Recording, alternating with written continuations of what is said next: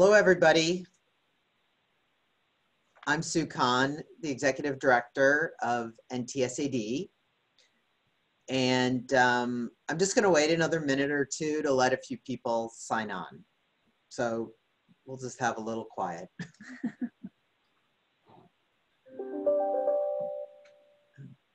Must be other people signing on.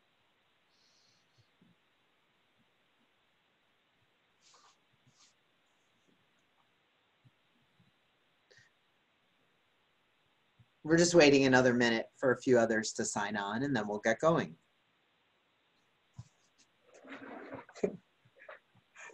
Shut up. I wonder.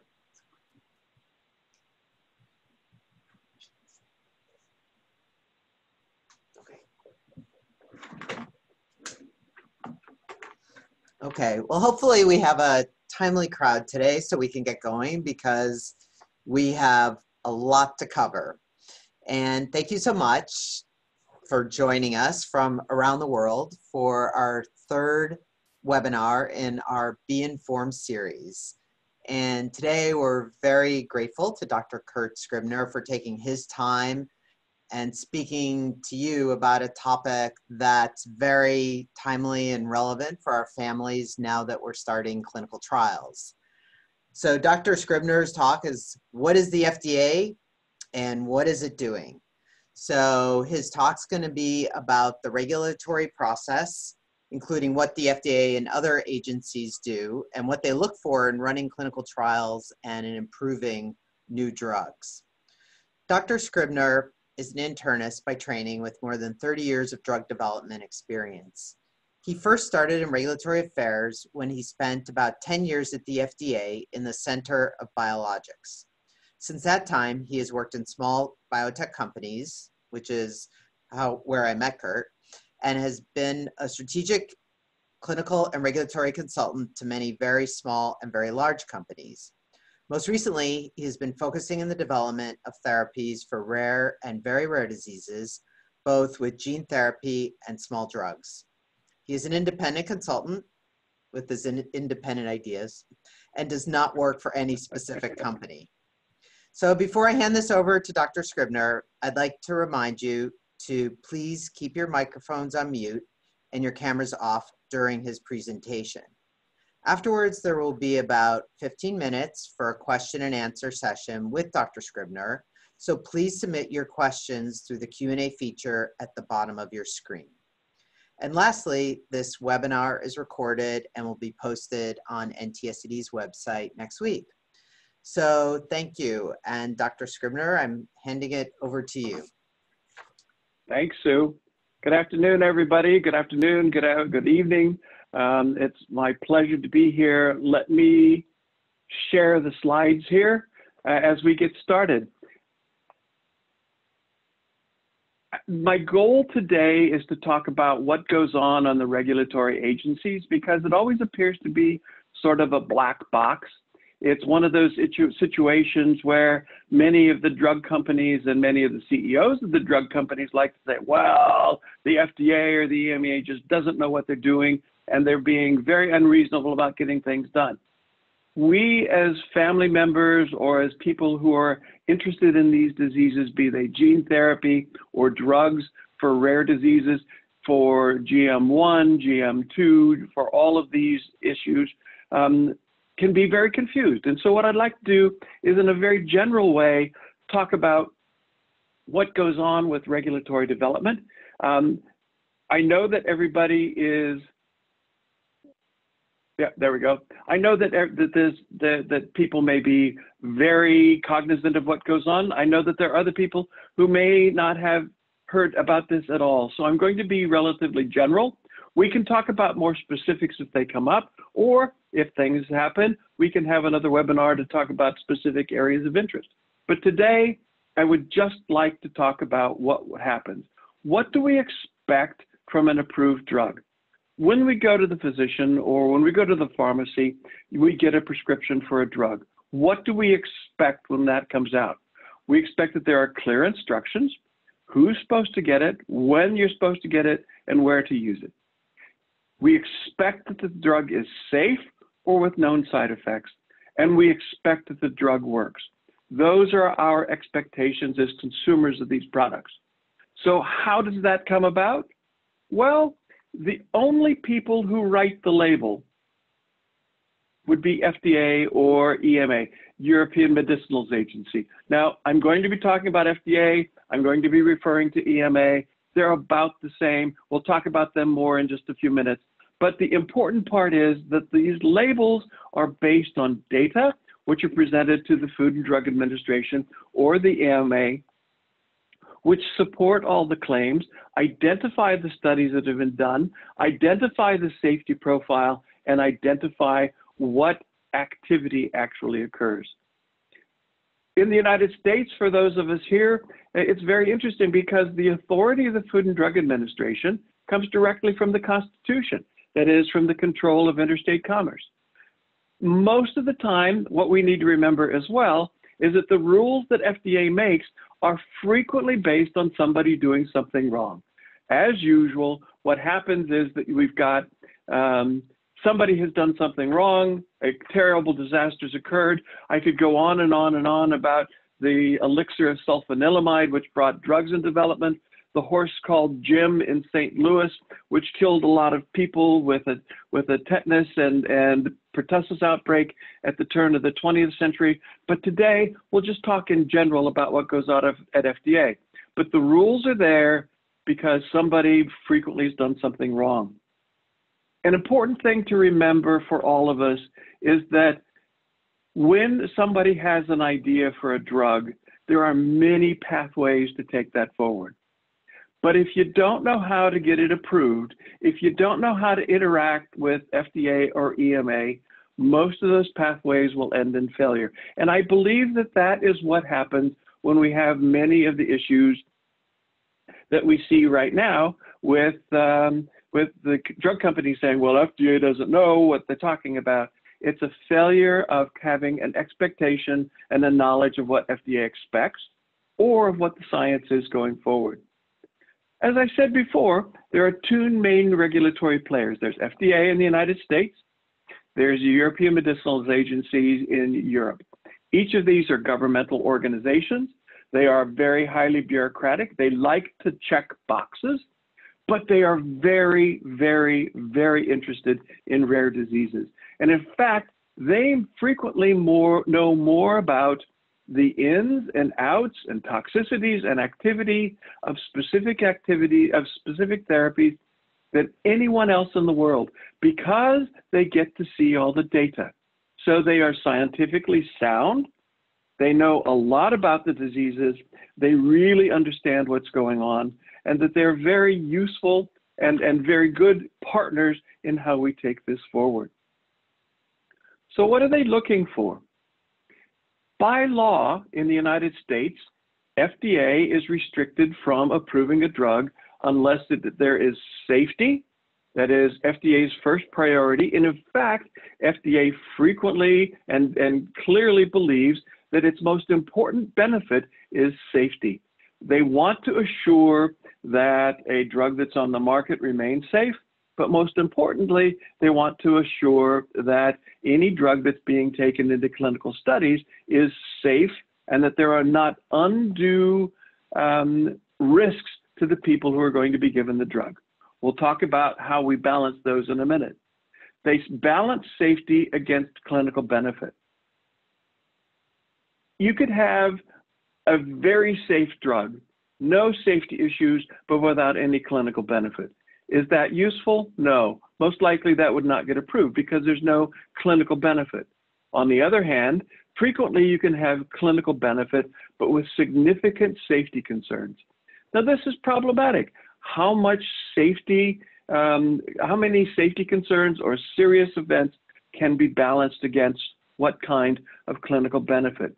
This is the balance that FDA needs to think about on a daily basis. First, they want to do no harm or anybody else to do harm, but at the same time, they want to make sure that the best therapies and a therapy which has a reasonable opportunity for creating a goodness to get to clinic as soon as possible. They are not interested in stopping things simply because they're obstreperous or want to stop therapy. They're there and they will put people on clinical hold because they have a safety issue. So when the CEO of a drug company comes up and says, well, we were put on hold and FDA doesn't have any idea what they're talking about there, just remember that FDA has probably seen some data which suggests that there's a safety issue that needs to be resolved. Those are the discussions that go on in the background. FDA will not and cannot disclose what they know about the drug to you or I. They only can discuss this with the drug company, and the drug company needs to take this into account. So just be patient, even though it's frustrating as you think about things. Finally, in the United States, remember that FDA has no role, none, zero role in setting prices.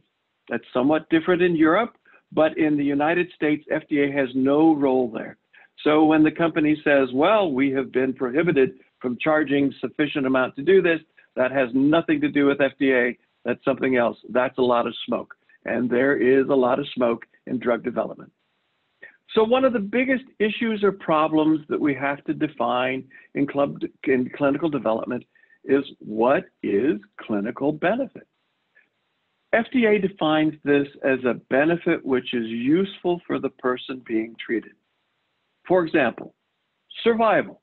If you can make sure that there is prolonged survival, if you have a reversal of symptoms or a stabilization for the disease, clearly this is of clinical benefit.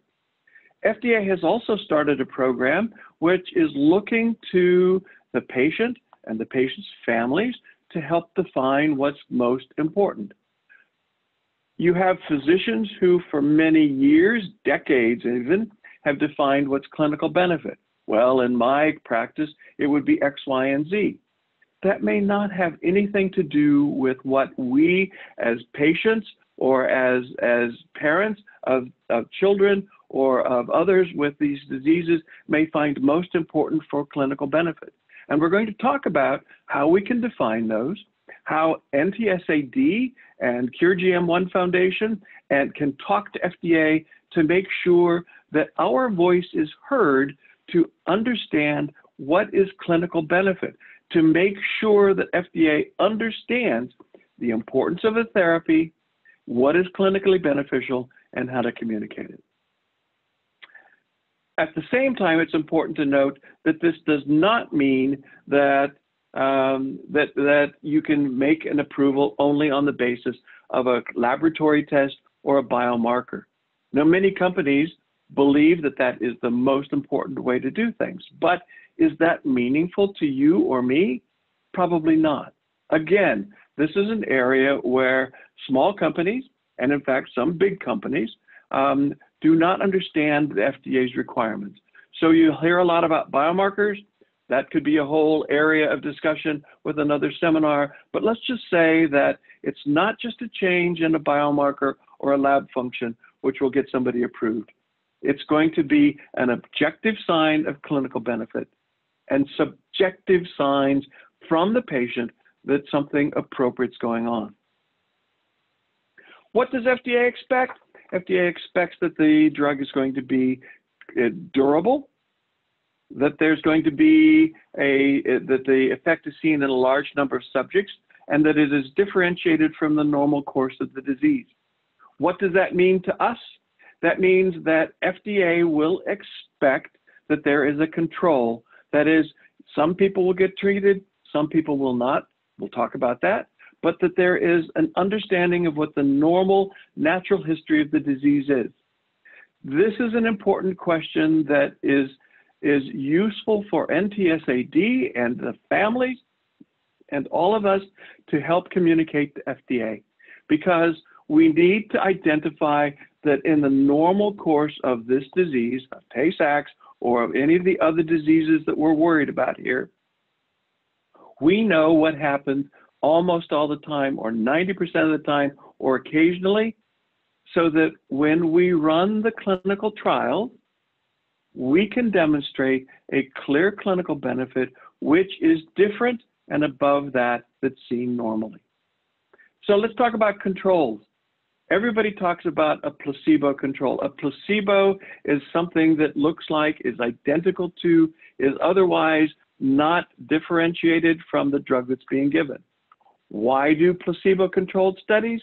Because it allows us to look at the same population at the same time to see if we're seeing clinical benefit or adverse events. It's the best way to do it. But to us, in a disease population, in a population with a disease, let's put it that way, where people are getting worse all the time, where mortality is looming, it is difficult to enroll in a study knowing that me or my child or someone that I love or somebody that I care about is going to be put on a placebo. It is vital for development. It is terrible many times for the patient or the parent to make that decision. But it's also not necessarily always having to be there. Placebos, especially in rare diseases, such as we're dealing with here, with significant adverse neurologic findings, is not many times defensible. So we look at concurrent treatment, people who have no treatment, or more importantly, natural history studies. That means that long-term, not a year, not 2 years, but 5-year, 10-year history of everybody with well-documented disease and what happens year to year to year is very vital to support approval. What does that mean to us as parents or as caregivers or as people interested in this? That means it's important to support the natural history studies. They are frequently not easy. They are long-term. They require a lot of data. They require going back and getting medical records. That's true. Many times they require travel so that specialized tests can be done. But I can tell you from my experience with FDA that being able to provide those data are absolutely important as we move through it, because we look at what the controls are, and if we can say the natural history of this disease is to go in this direction, and when we give this therapy, people are getting better, which is different than the natural history, that's much more likely to convince FDA or EMA to go forward. So how do you get a drug into treatment? Everybody talks about, well, what's our preclinical trials? What is it? What do we really need to do? For our purposes today, there are a lot of things that need to happen before you even get into clinical trials. Remembering that FDA and EMA's main concern is safety, they demand that the sponsors or drug developers provide to them data from animal studies, from other areas, demonstrating both safety as well as activity of the indication. It takes not infrequently 3 to 6, or even in some cases 10 or more years to make a drug, to test the drug, to identify that safety. It easily costs $4 to $20 to $40 million. It's not cheap. It's not quick. It needs to be done because FDA, being our surrogate in looking for safety, needs to understand what the potential for adverse events will be and how we are going to be able to address those issues in a clinical study. We need to be armed when we go into clinical studies based on these preclinical data in order to get an IND in the United States or a CTA, a clinical trial application in Europe, up and running. Clinical activity needs to be based on these data, and it can take a good 6 to 10 years and $20 to $40 million to do it. And only then can clinical studies be started. This is an area where it's important for us to support the drug developers, to understand where they're going on, and for us to understand why when somebody comes, say, to talk to our conventions, or when they put out a press release that they're going to be working in this area, and then we don't hear anything for another 2 or 3 or 4 or 5 years, or only, well, maybe next year, maybe next year. Please understand that that's because they have to collect these data in a very rigorous way before presenting them to FDA, before we can even get into clinical studies.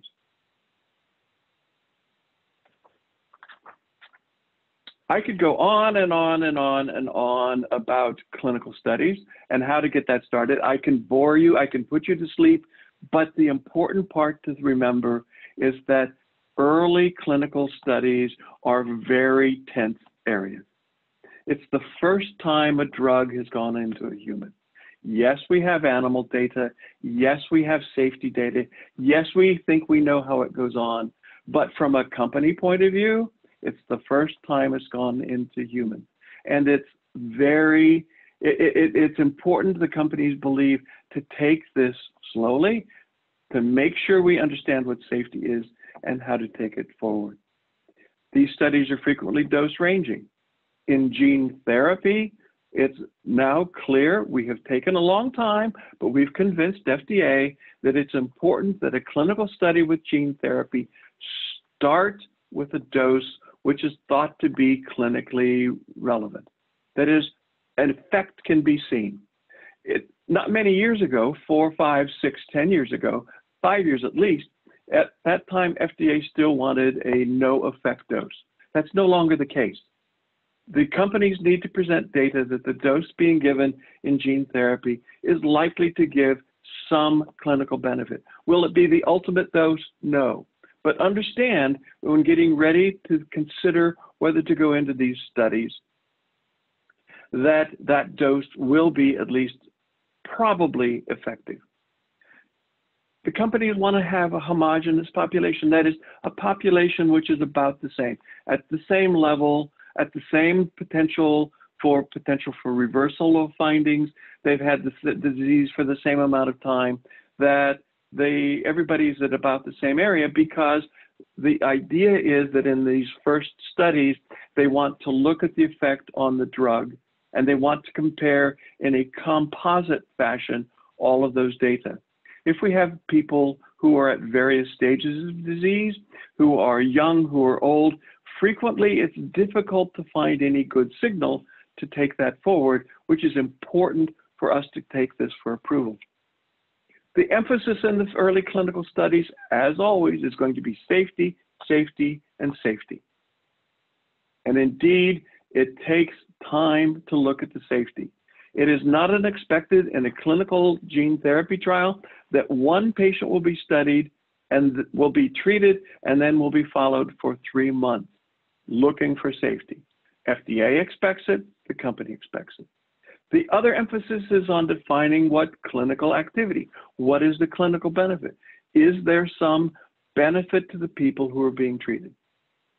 Later clinical studies, that is phase 2, phase 3, the so-called pivotal studies, define the clinical effect.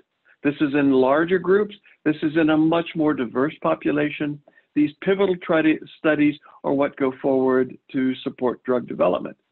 Remember, however, that it's not unusual that in gene therapy and in rare and ultra-rare diseases, you will do a phase 1, phase 2, and phase 3 study all at the same time. So you try to collect as much data on safety and efficacy in as many patients as possible in a shorter period of time without compromising safety to take it forward. These are all limited, of course, by company resources. So as we get started in the clinical, from the company's perspective, they want to demonstrate safety and clinical activity quickly. They want at the same time to go slow, to make sure that they are showing safety and be selective in what's going on, and maintain what's called clinical equipoise. Equipoise, meaning that there is a balance, that the investigators who are doing the study don't know whether this will work or not, but are very neutral in how we look at things and maintain the clinical equipoise so not to give bias. We want the data to speak for themselves. for themselves. We want to make sure that we don't have any bias. That is, we have not influenced the investigators one way or the other, either by finances or by the science. But everybody needs to be neutral and say, I've seen the following findings, what's going on. So from a company perspective, that's most important. But for our point of view, from a patient's point of view, we need an effective treatment now.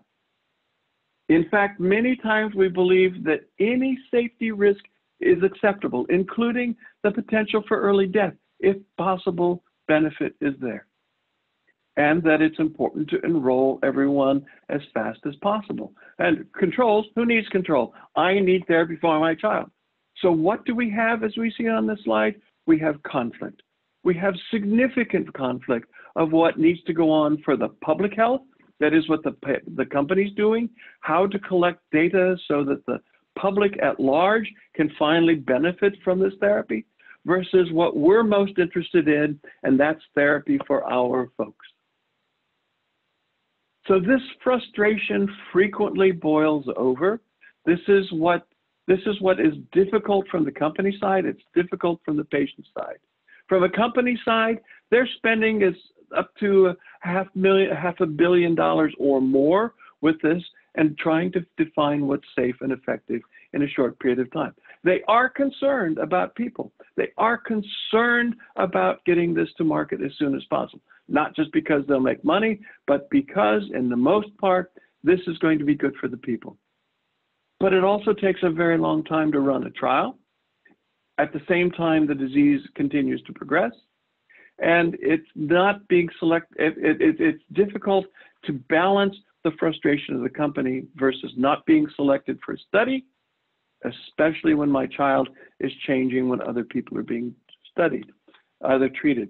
And this is what we come to what I call tincture of time. Many times in the, at an earlier time, it was THYME, the herb. Tincture of time was used mostly and most effectively as a therapy. What we need here is tincture of time that is over time. That is, everybody needs to realize this is a time-dense program, that this takes a long time to get things done, that it's a minimum of 10 to 15 years from when you start, and that from the start of clinical studies until there's approval, that it takes at least 6 years. So what can we do in this very long process for a potential therapy for our folks who need something right now? How can we help the process? First, it's important to support the basic science and development. It's important to work through NTSAD and through the CureGM1 Foundation and all the rest of the folks that we know of here to support the basic science. Many of these people are working in academia, and it's important for them to understand why it's important for them to continue. It's important for us to help define the natural history of the disease. Enroll yourself or your child or your whomever in a natural history study. It can be inconvenient, it can be problematic, but it is so important. It is also important for us to help the company and FDA define what's clinical benefit. What's meaningful to the patient? What's meaningful to the family? You see, I have PROs there. That's patient-reported outcomes. As I was talking with Sue and Diana a little earlier this morning, one of the things that NTSAD might be able to do is to help in identifying what are important clinical benefit findings in a disease that are important to the patient, important to the family, as opposed to what might be important to the physician, who doesn't take care of the child more than an hour or 10 minutes or even 5 minutes at a time. All of these are important because we need to take all of these points and make sure that it is meaningful to FDA. Finally, enroll in clinical trials. Be aware, understand what's going on, understand what's happening, but enroll in clinical trials. Very important. And most importantly, be proactive.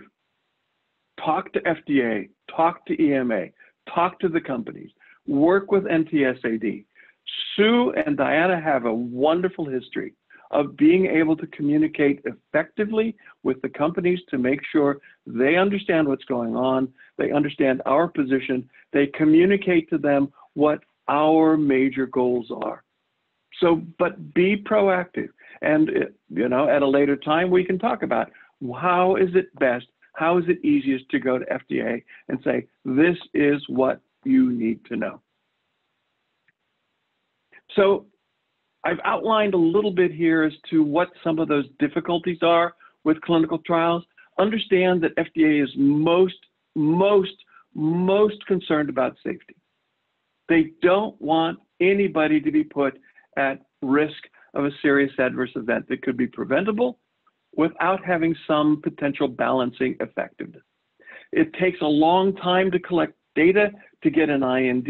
It takes a long time to do clinical studies, and it takes a difficult course to get the patients in place. That's my major message. But now we have some other areas that we could talk about. Compassionate access. Does this help or hinder drug development? Let's say, remember that, especially in gene therapy, the drug is in very short supply. They will only make enough for a few patients because it's a very expensive process and takes a long time. And so frequently they cannot do compassionate access in gene therapy.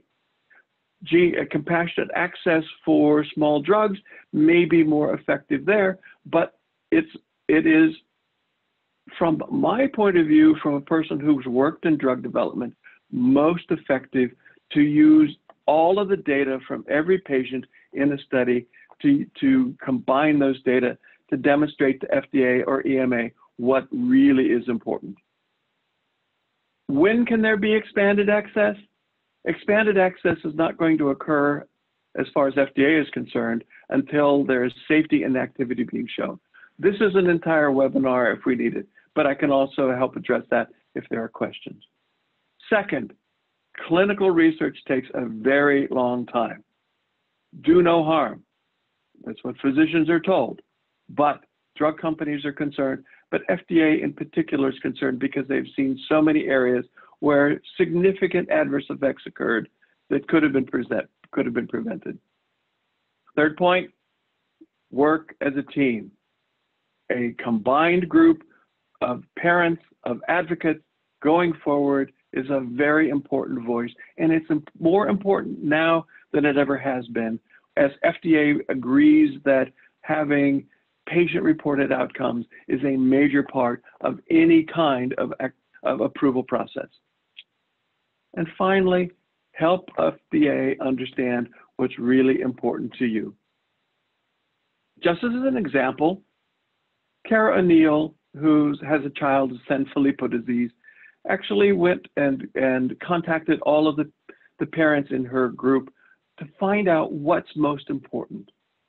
She has identified areas that the clinical investigators, the experts in the field, had never even thought about because of those issues that are most disruptive to family life. Those are the things where if changes can be made, FDA will suddenly sit up and pay attention. So understand that this takes a long time, understand that there are safety issues, understand that there is going to be a lot of friction because we need treatment immediately, but it takes a long time to happen. And most importantly, continue to work as a team with a voice to talk to FDA about what's clinically beneficial. So why don't I stop here? And I'd be more than happy to take any questions that might be available. Diana, do you want to moderate this, or shall we go down the line? Kurt, this is Sue. I think that it looks like you have a few questions. I would say these questions look like good general questions that our whole audience would be interested in what you have to say. So if you want to go through them, we have three Great. questions here.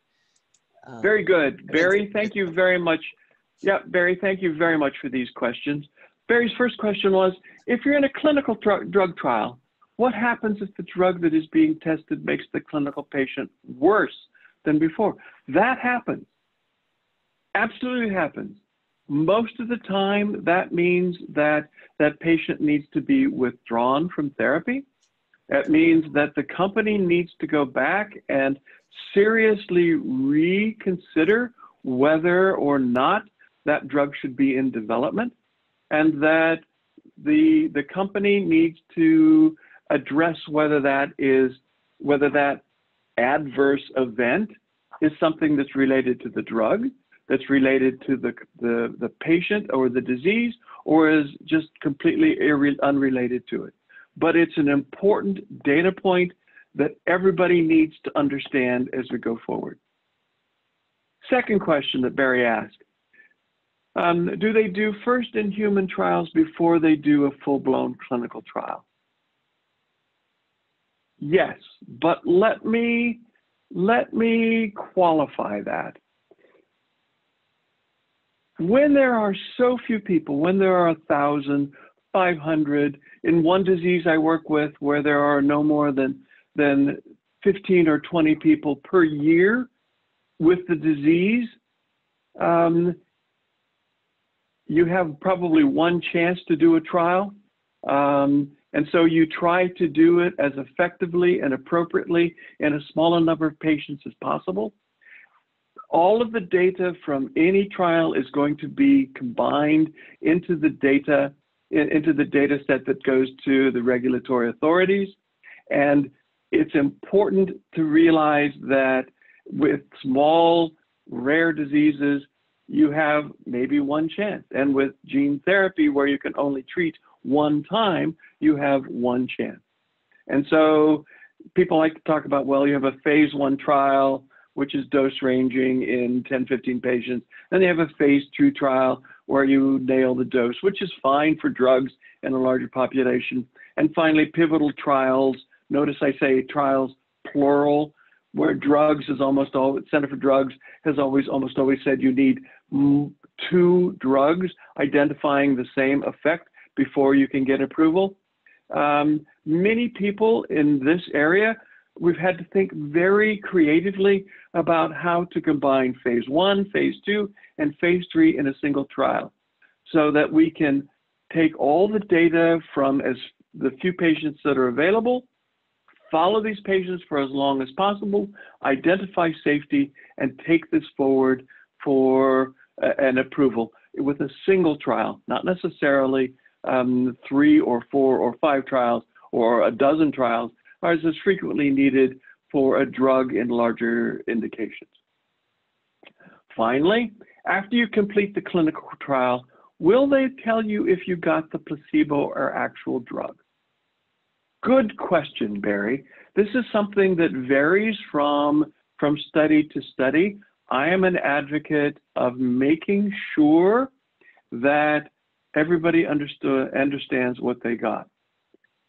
It all depends on how long the study goes. If you're in a study that goes on for a year or 2 years, you may not know whether or not you got the active drug for 2 years. If this study then goes on for a prolonged period or for a short period, then usually you will be told what you got, whether you got the placebo or the active drug.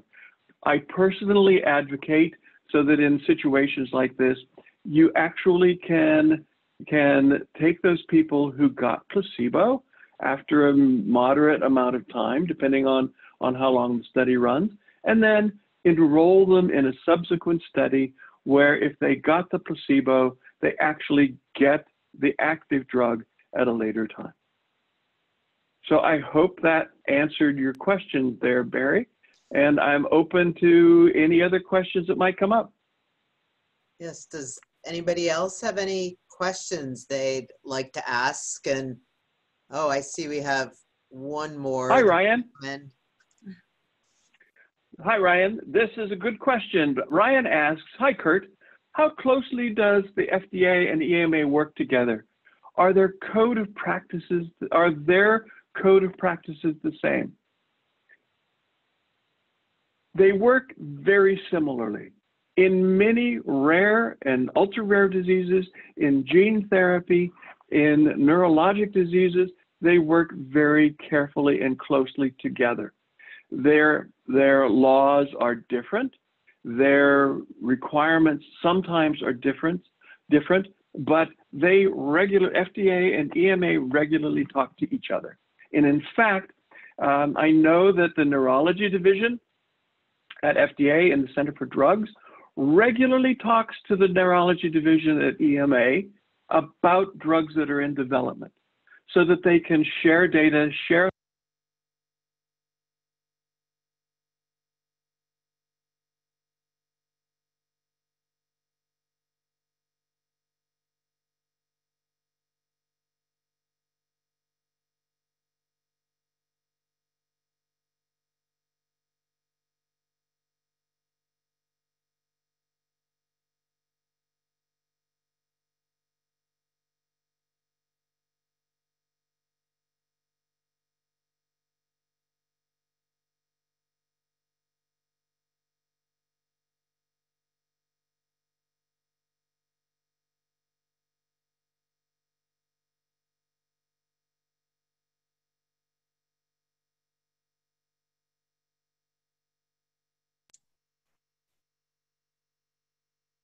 Kurt, this is Sue. Can you hear me?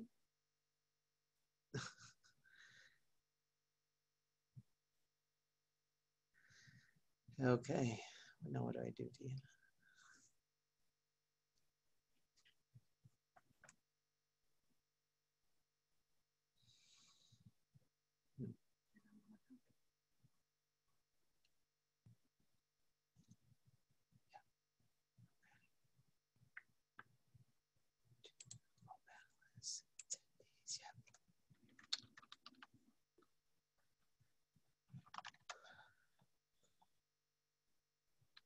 What do we do?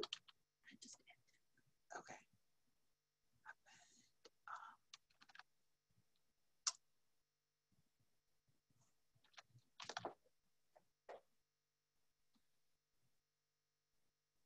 No, let me see. I can't hear you.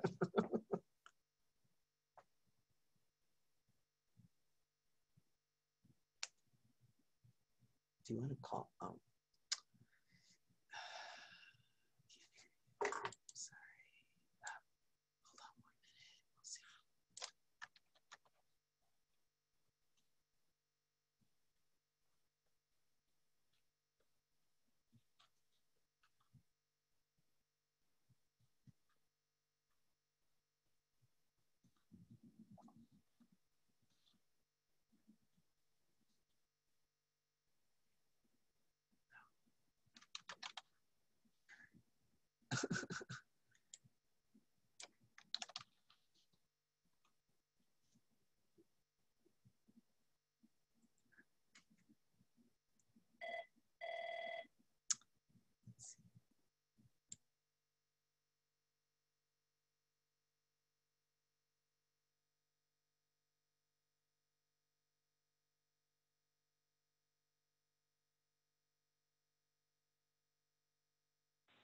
Can you hear me now? All right, my apologies. Yes, I can hear you. My apologies, I got kicked off. I am very embarrassed. My apologies. So Ryan, did you hear what I'm saying about FDA and EMA working together? They frequently work together. They frequently talk to each other. Their code of practices are very much the same.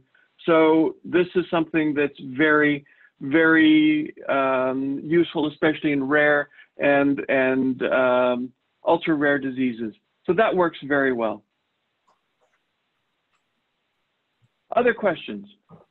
It looks like we have one more question. Okay, let me scroll down here. Hi, Ryan, here we go. Could a patient ever receive gene therapy twice if a different vector was used and this was given outside of a trial once a therapy's been approved? All right, so let's take this first question. Ryan has a second question as well. Could a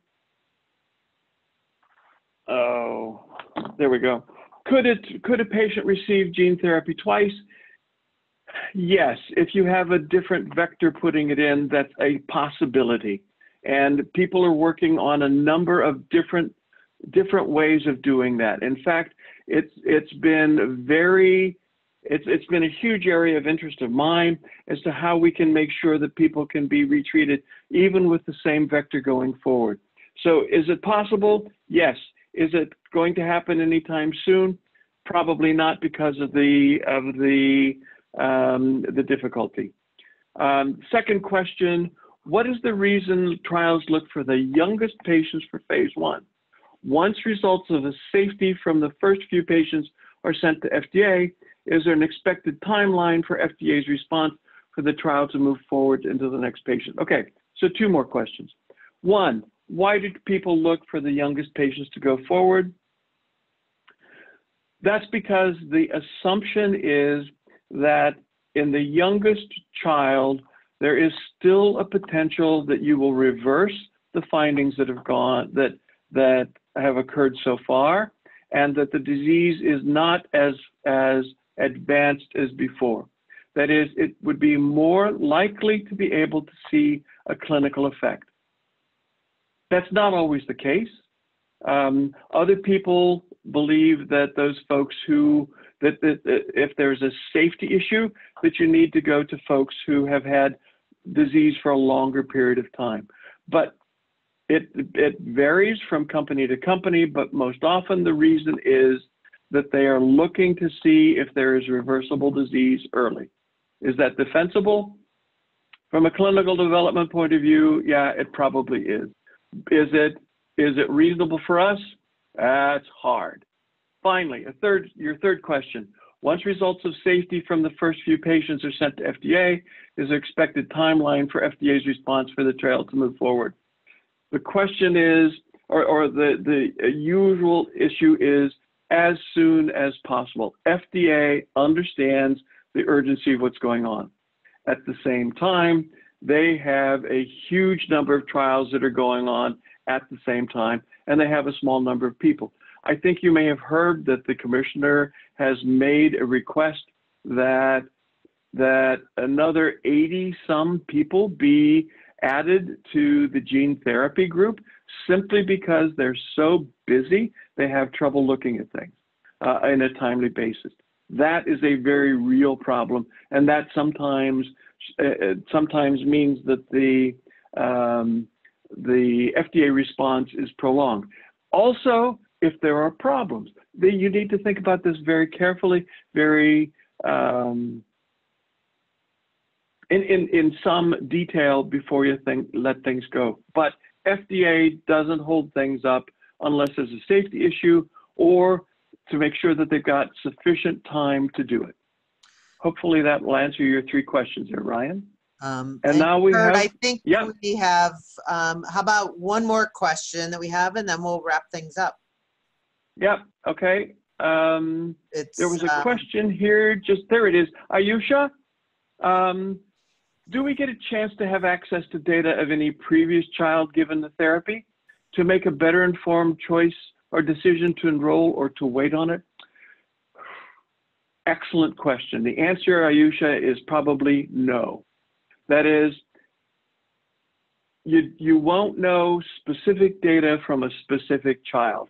That's because of privacy laws in the United States. That's a particularly difficult area in Europe, where you cannot release those data, but those data can be released, usually in composite. That is, you take all the data in one area to go forward.